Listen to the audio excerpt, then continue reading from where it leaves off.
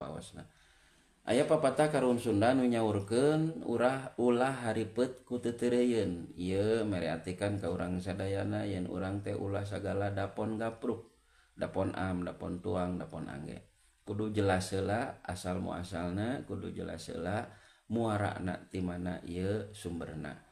Hartosna upami ku urang dikantetkeun atau nepi dikaitkeun sareng agama maka teranganana yen urang kudu jelas halal sareng haramna. Sabab berkaitan kehidupan urang nu hoyong salamet di dunia oge salamet di akhirat. Ieu pisan karuhun Sunda mereartikeun ka urang sadayana yen urang teh ulah sologoto dina tuangeun, dina leueuteun, dina anggean. Sabab sakeprul sabeunyeur sasieun lamun aya kaharaman nu nampel dina awak urang maka ieu bakal jadi bahan lentaban seuneun neraka. Naudzubillahi min dalik. Tur tanggung jawabna di payunan Allah oge bakal abot. Bab dina masalah kasab, dina masalah usaha